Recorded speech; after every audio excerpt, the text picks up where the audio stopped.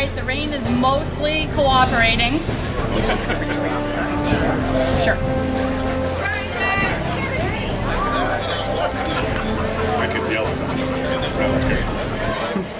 All right, I think we're going to get started. Those that are able, please stand for the chaplain's invocation and also remove your hat for the singing of the national anthem. We are pleased to have a group of Hartford Middle School students here under the direction of Kristen Chapman to sing this for us. But first, I'd like to introduce Chaplain Aaron Stevens, Chief of Chaplain Services at the White River Junction VA. Chaplain Stevens has over 20 years of spiritual care experience. He served 7 years on active duty in the U.S. Army with 2 combat deployments to Afghanistan in support of the global war on terror. His postdoctoral work focuses on the reduction of veteran suicide through the implementation of holistic care for PTSD and trauma. Chaplain Stevens. I invite you to pray in your tradition as I pray in mine. Today we bow our heads and our hearts to you, Lord, that we may remember all veterans from the town of Hartford, Vermont. We honor and remember all who paid the ultimate sacrifice, while pausing to underscore the service and sacrifice of Hartford's World War I and World War II veterans with a renewed monument dedicated in their honor. Many of these brave men and women across varied conflicts and campaigns paid the ultimate price by giving their lives for their country. All were willing to do so that we could live in freedom from the tyranny and evil that seeks to kill, steal, and destroy our world. We can never be grateful enough for the sacrifices they made, and we are humbled by their example of selfless service and personal courage. They offered their own lives in the face of tremendous adversity for the preservation of this great nation and the benefits of freedom and liberty that impact all our lives daily. For that, we honor them and give eternal thanks. Father, we ask that you bring a renewed sense of their sacrifices into the forefront of our hearts and minds so we may never forget those called to such a great sacrifice. Give peace and rest to their eternal memory, and we ask that you provide comfort and sustaining strength to the loved ones who continue to bear the cost of their heroic service. We pray this in your holy name. Amen.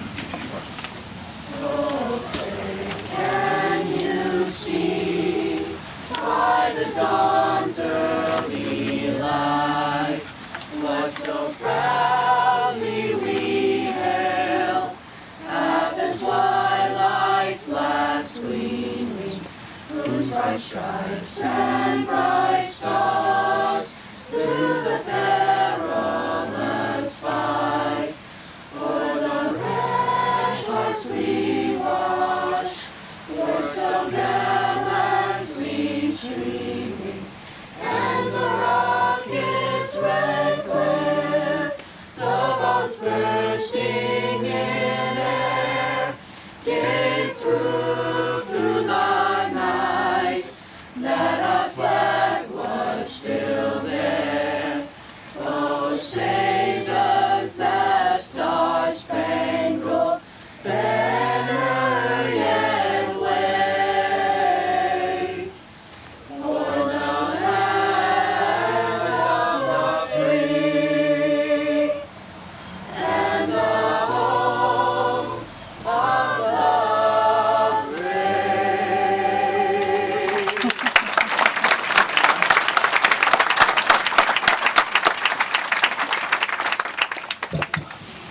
Wow, thank you so much for coming and singing for us today.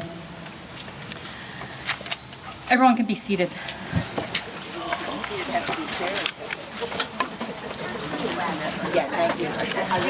I would first like to acknowledge and thank everyone who is here today. I know that we have many veterans in attendance. I want to mention one in particular, Alvin Ricker. Alvin Ricker, age 97, fought in World War II, and his name is on the new monument. It is an honor to have him here with us today.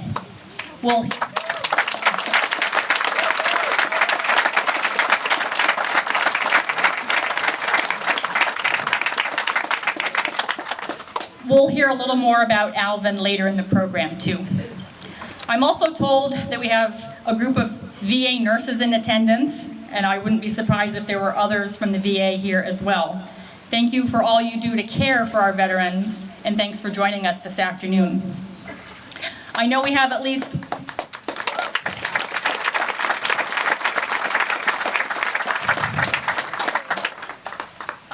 at least one Gold Star family here with us today as well.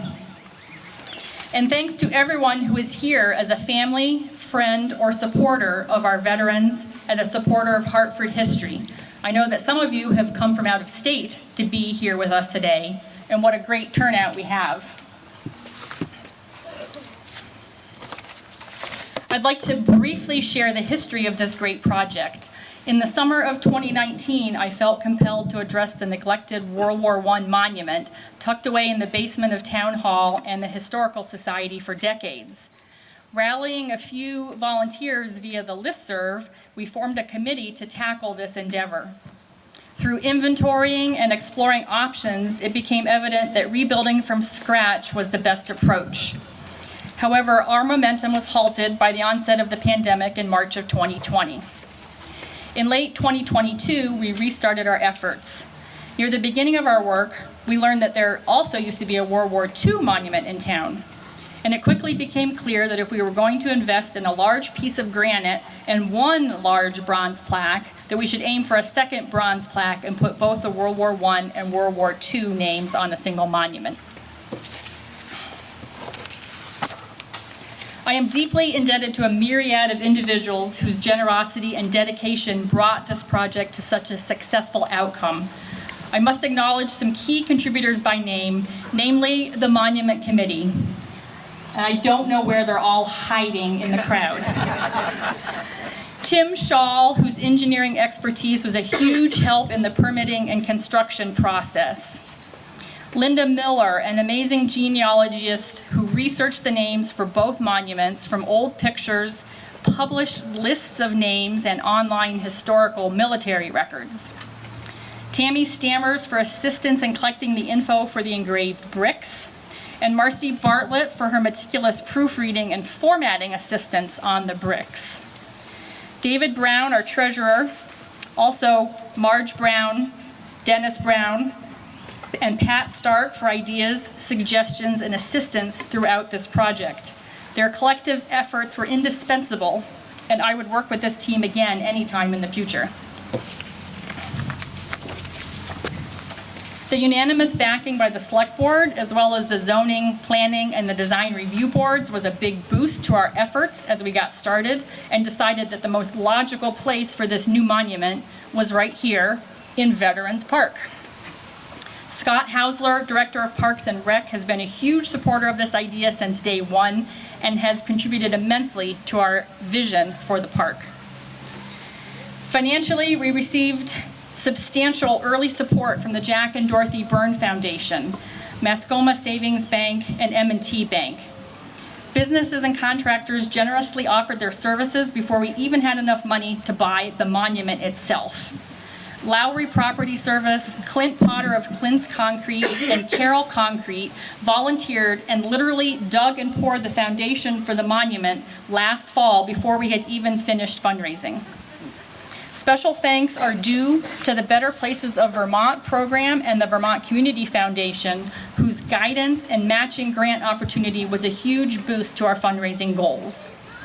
And there were all of you, dozens and dozens of individuals who donated money, donated services, and chipped in to make this vision a reality. All of you who believed, as the committee did, that this project was worthwhile.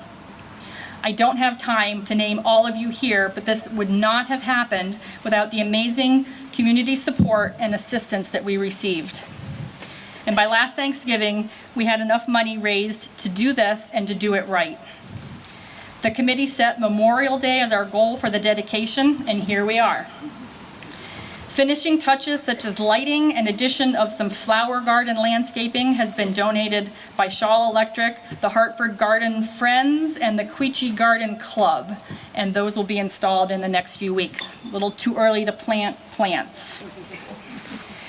This project stands as a testament to the unwavering spirit of our community and the profound respect that we hold for veterans.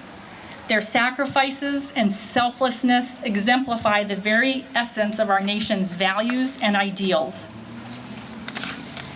They are the embodiment of courage, resilience, and unwavering commitment to a cause greater than themselves.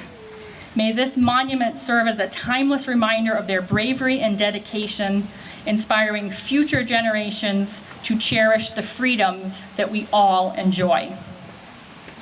And with that, I'd like to introduce the first of our guest speakers.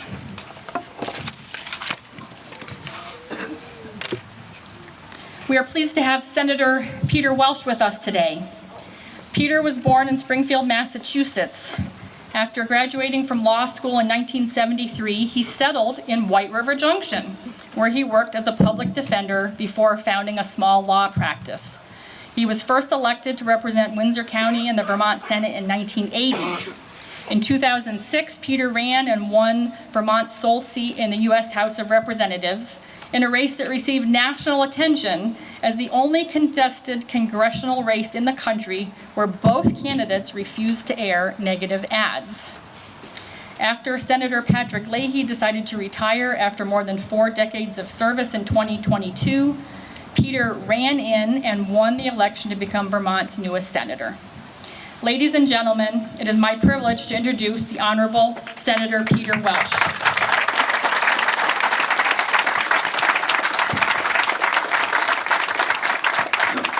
Great to be home in White River Junction, Vermont. It really is. That's right. I came here in 1974, January. It was a cold winter, but I got a warm welcome. And I was down in the municipal office building where the roof hadn't been repaired yet. I was with Harry Black, and when it rained, we had a little leaking. But I understand the town's taken care of that and a lot of other things since then. But it really is special for me to be here where I started my adult post-law school life. And no one's been better to me than the people of White River Junction, Vermont. So that's just a personal expression of gratitude for everyone who is here. But to be here on such a special day, Memorial Day, where we're going to unveil this extraordinary monument for people from here. Over 1,020 names from right here, who over 100 years ago served in World War I, who over 80 years ago served in World War II. And the Reverend, in his beautiful prayer, spoke about the commitment that all of those folks made to our freedoms. And we honor our veterans, service members, for doing that. And it's astonishing, we got a touch of rain when we were starting, it worked out. But you know, when those 1,000 service members were serving, they didn't get to go under a tent or to bring an umbrella. If it was rain, they were lucky. If it was snow and sleet and sub-zero weather, it was harder.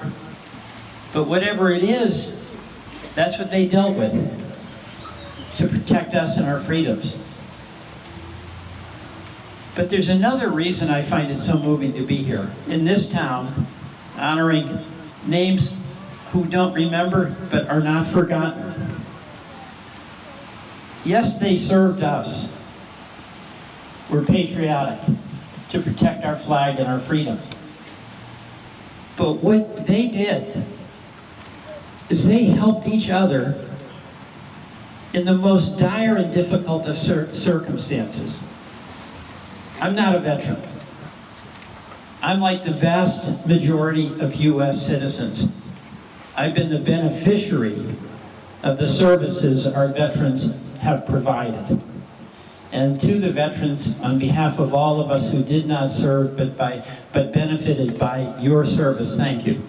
And I know I speak for every single one of us.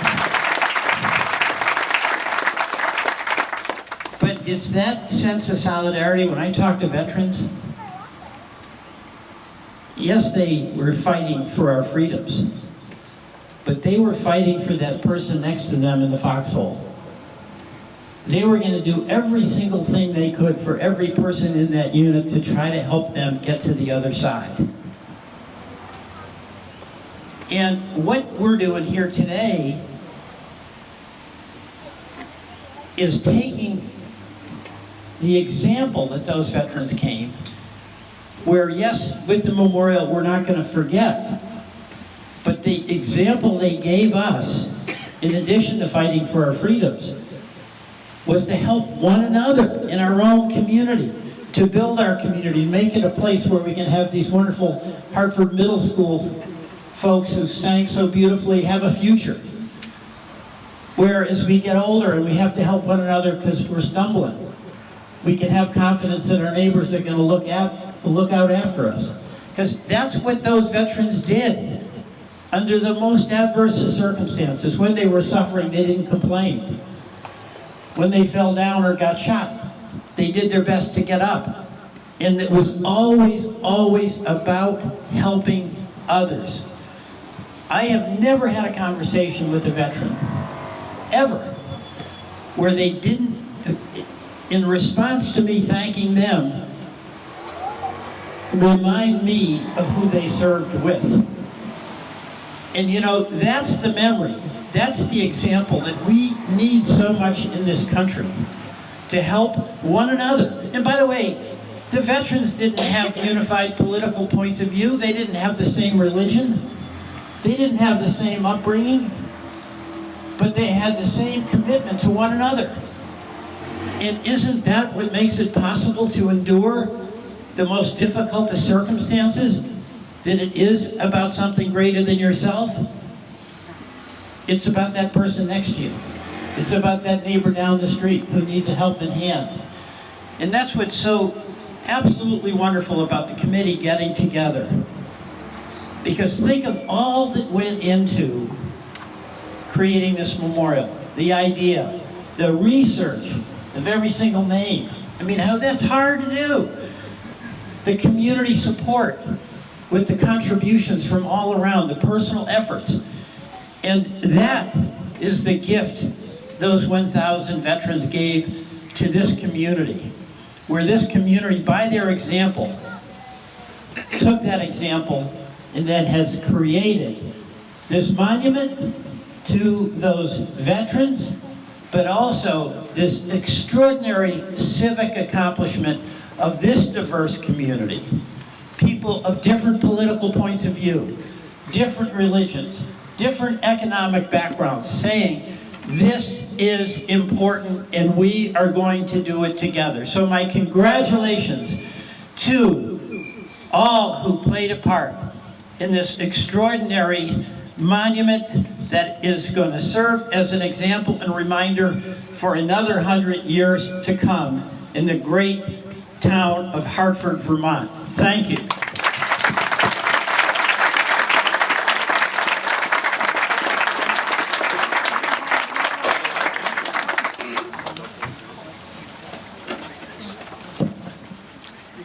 Thank you, Peter. Next, I'd like to introduce John Haverstock, Hartford's town manager.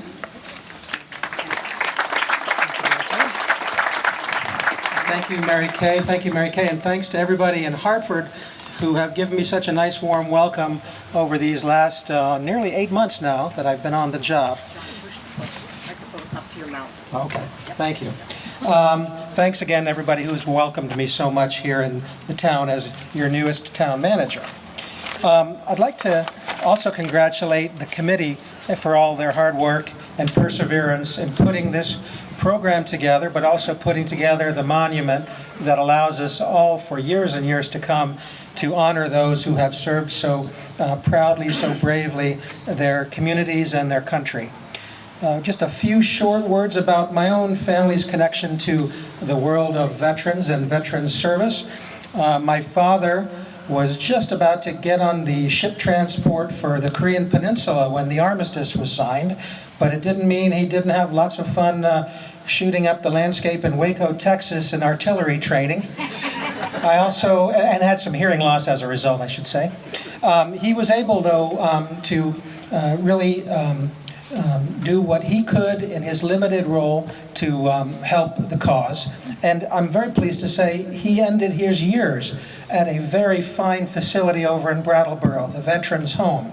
So thank you to the taxpayers that make that available to veterans of all eras. He really had a nice retirement and final days there.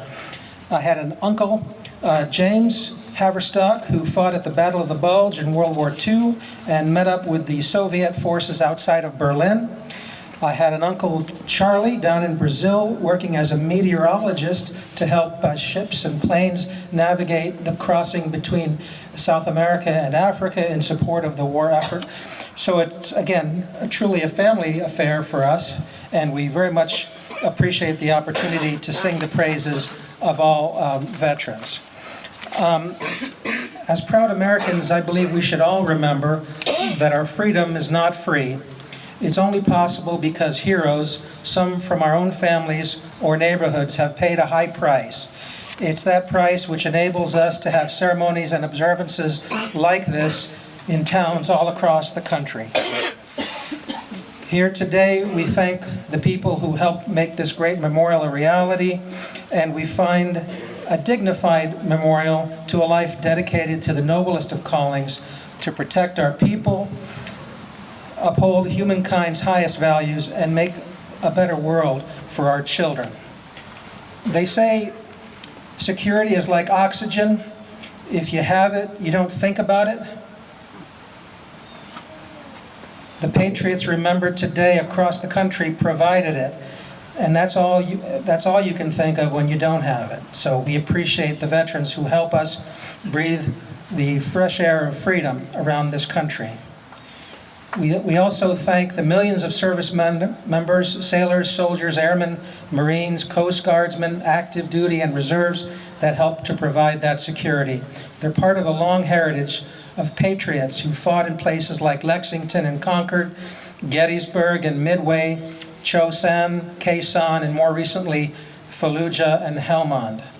On Memorial Day, we especially remember those who gave their lives in the noblest of callings, our Gold Star families. I gather there's at least one such family here today, and you honor us with your presence. We know we lack the words to do justice to what you feel on this day. We can never fully know, but we do know what your sacrifice means to us, to this nation, and to a world that still depends so much on American men and women in uniform for its security. And now, to conclude my remarks, today I'd like to quote a battlefield speech from Abraham Lincoln, given shortly after the bloody Battle of Gettysburg, from the battlefield itself. From these honored dead, we take increased devotion to that cause for which they gave the last full measure of devotion.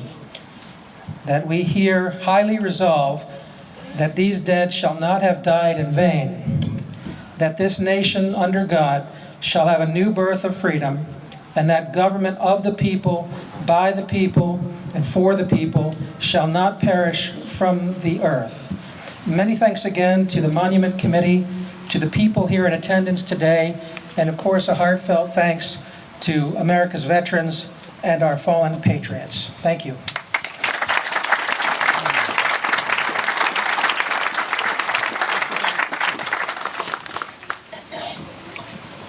Thank you very much. I'd like to introduce both of our next speakers at the same time. Next up is Dennis Brown. Dennis is the commander of American Legion Post 84, located here in White River Junction. And speaking immediately after him will be Lanny Collins, commander of Veterans of Foreign Wars Post 2571, also here in White River Junction. Thank you both for being here.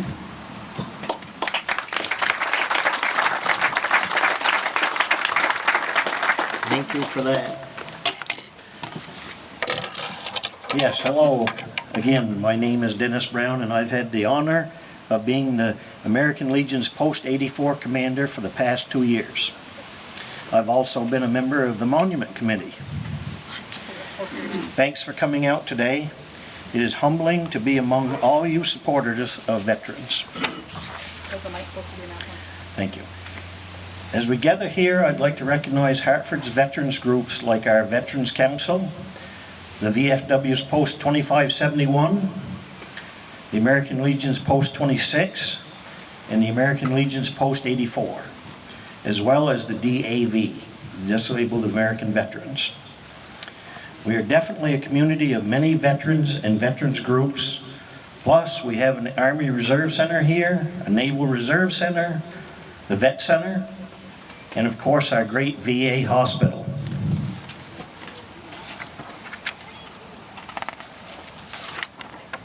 Humidity's getting the best of me, I think. On this Memorial Day, let us all remember that freedom is not free, and that we owe our liberty to those in uniform who gave all they had, their lives, for us. On these very plaques, there are 19 World War II service members that were killed in action. On the World War II plaques, my father and 3 of my uncles are listed, one of which my Uncle Floyd, who was one of the KIAs that I just mentioned. There are also many other names of people that I've had the honor of knowing on these plaques. Sacrifice is meaningless without remembrance. It is up to us, those that survived war, to make sure these heroes are never forgotten.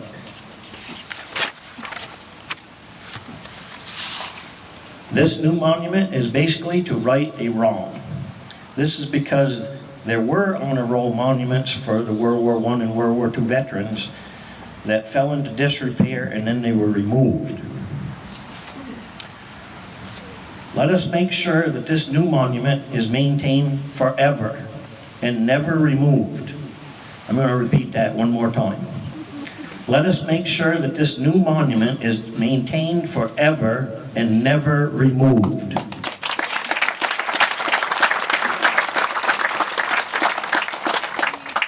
I'm so glad to have had a part in this, and I hope you'll join me in treasuring Hartford's Veterans Park. Thanks to everyone that has recognized the importance of why we are here today, and to those who have supported this project. Thank you very, very much.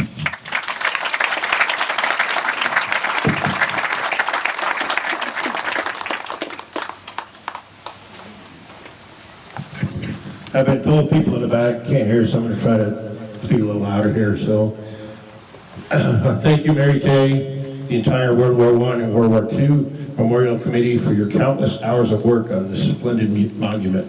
And a thanks to the Town of Hartford for this location to place this memorial.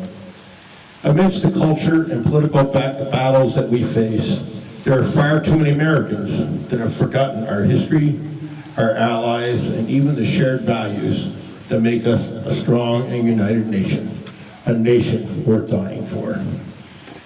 How fitting is it that we dedicate this memorial in Veterans Park with an eyesight of the train station where so many brave souls left our town to head off to far distant places in World War I they could not even pronounce, and neither can I. Places such as Rennes, Gallipoli, Verdun, and Amiens. And why? Because the attacks by Germans sinking many American merchant ships around the British Isles prompted the American entry into the war. And World War II. The United States entered World War II after Japan attacked Pearl Harbor on December 7th, 1941. The day after the attack, President Franklin D. Roosevelt gave his Day of Infamy speech. And again, brave souls departed Hartford from the hills, from the valleys, from the farms, from the mills, from cutting lumber, and headed for places they could never imagine.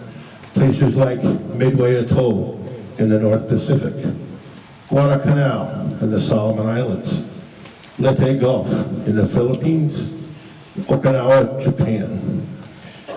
Only those that have worn the uniform of our great nation will fully understand why men and women choose to serve in the military. For some, it's a desire for adventure, bonds with friends and relatives, for financial reasons. But I'd like to think that in the case of World War I and World War II, it's for far greater values. A sense of honor, a sense of duty to their country or fallen comrades, a feeling of pride in fighting for their country. Opposition, German forces, or imperial forces. I think of a quote from Colonel David Hackworth. It says, bravery is being the only one who knows you're afraid. How many soldiers, sailors, and airmen took on that? Perhaps those men and women who so long ago imagined this holiday we now call Memorial Day knew what they were doing when they designated this time of year as our time to honor the fallen. It's a time of renewal and strength after a long winter. They must have imagined all the flowers in bloom, 1 million or more representing those lost in battles here on almost every continent around the globe. They must have imagined the opportunity to tell the stories of the past to the American people who will pass these stories on to the children of tomorrow. For me personally, and I'm sure many of you as well, I think this memorial is a great honor that we are justly bound to show to those that have served our great country. My choice would be have flags and banners on every pole in Hartford to show the appreciation and bestow the honors so justly deserved by those willing to make the ultimate sacrifice for our country. But alas, that is not my choice to make. It is our responsibility as citizens to remember the nation's brave fallen men and women, whether they died on foreign lands, in the heat of battle, or after a lifetime in the military or armed forces. Never forget the men and women who know all too much the cost of our freedom. For their sacrifice to this country is the greatest gift of all. Again, thank you for inviting me to be part of this ceremony.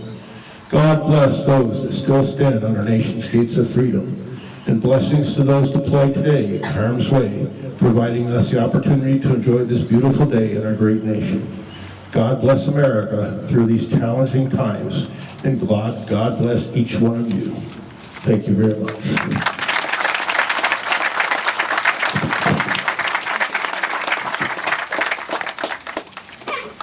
Thank you, Dennis and Lanny.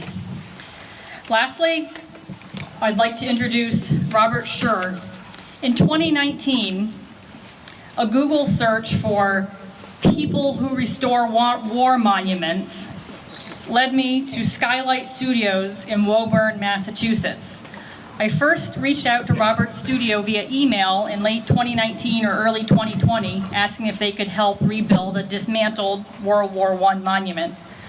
Robert replied with interest, and thus our relationship began. He was incredibly supportive, offering his time and expertise, again, long before we had any funding at all for this project. Robert is an acclaimed sculptor known for his extensive work on public monuments and restorations. Two of his many notable works include the Cy Young Memorial in Boston and the General John Stark statue at the Bennington Battle Monument in Vermont.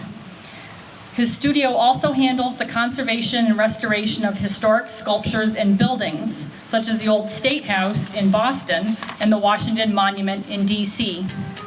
With over 40 years of experience, Robert continues to create and restore significant sculptures worldwide.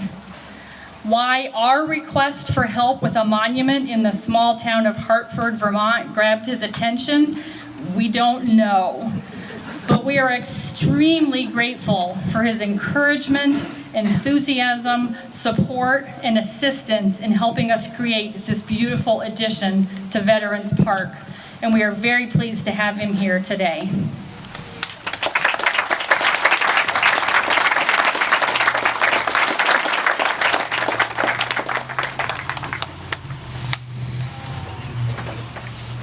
Thank you, Mary Kay.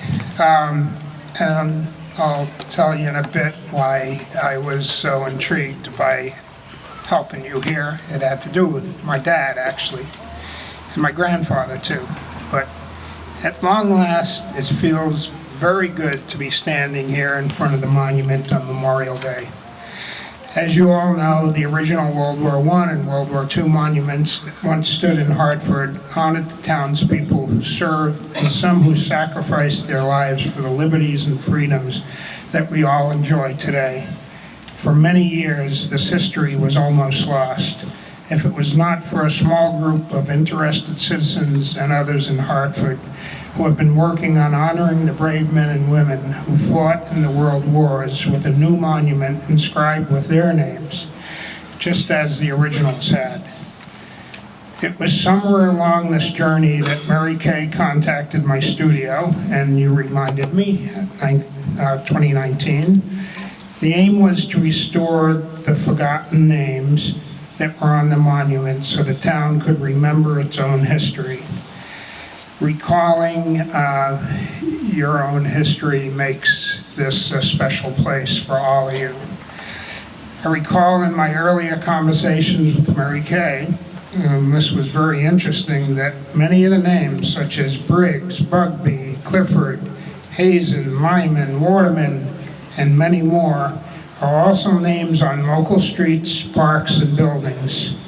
The monument is a vital way for us to connect to and remember some of these local names. The stone for the monument, for the new monument, was actually quarried and cut right up the road in Barry. The design and the restoration of all the original elements from the original memorials that were included in this were done at my studio, and the bronze was cast in Pittsburgh. So this is all new, all American made, much of it Vermont made, which is kind of special, I think, for this place. In reviewing the history and the discussions with Mary Kay and the committee, it became evident how central the history of the original monuments would be in the new design. In the spirit of preserving the essence of the original memorials, the new memorial became a hybrid design of new carved granite and cast bronze, also incorporating some of the original cast iron elements. The whole process, from the initial discussions, designs, restorations of the original elements, bronze casting, stone cutting, and finishing, has taken over 4 years.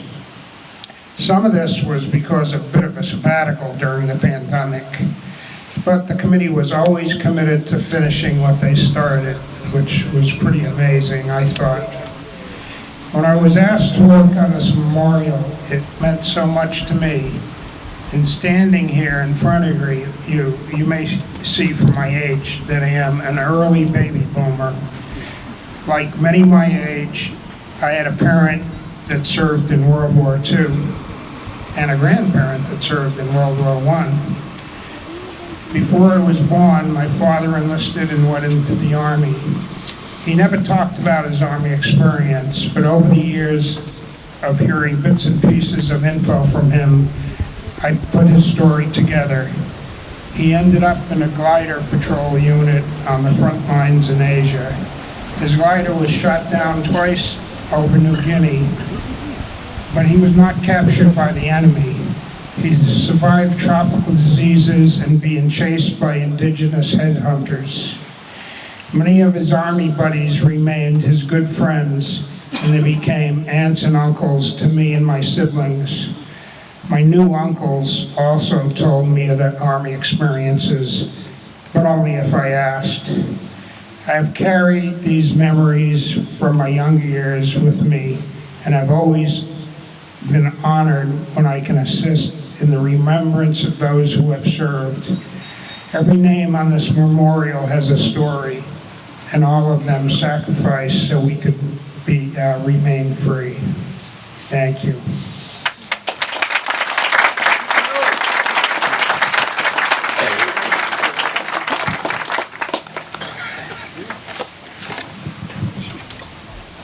Thank you, Robert.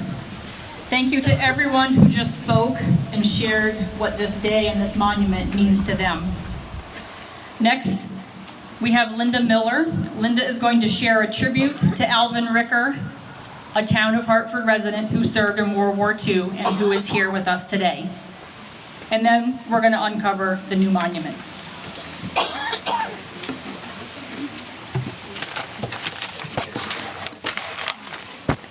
So today we gather to dedicate this monument to the brave men and women who served during World War I and World War II. conflicts that reshaped our world and defined the courage of 2 generations of Americans. It is an honor to stand here in the presence of one of those heroes, Alvin Ricker, whose service and sacrifice embody the very spirit of this monument. Like many of his generation, Alvin didn't talk about his service in World War II. His family has the letters he wrote home to his parents, but they don't give any detail about where he served. The family know that when he left high school in October of 1944 at the age of 18, he served in the infantry in Germany, Austria, and France. He earned a Purple Heart for an injury during the war and returned home to Wilder in the fall of 1945. And if you've not ever seen a Purple Heart, he's wearing his Purple Heart today. Alvin represents the dedication and valor that characterized the millions of men and women who fought for freedom and peace. Serving his country during one of our history's most tumultuous times, he stood steadfast in the face of immense adversity, contributing to the monumental effort that ultimately led to victory and the preservation of our way of life. As we unveil this monument, we're reminded of the countless sacrifices made by our veterans. Each name, each story, and each memory etched into this monument is a testament of their courage and resilience. Alvin's presence here today is a living bridge to our past, a reminder of the real human lives behind the history we honor. Let us all take a moment to reflect on the profound impact of their service. Let us remember those who gave their all and those who returned forever changed. And let us express our deepest gratitude to Alvin and all veterans for their unwavering commitment to freedom and justice. Thank you, Alvin, for your service. If we could clear a path to the monument. Alvin, do you want to walk over by it? I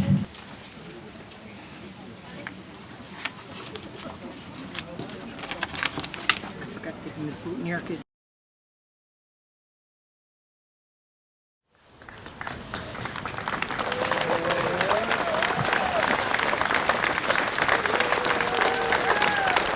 This is my father, Alvin. He received his Purple Heart from an injury received during World War II in 1945-46 time frame.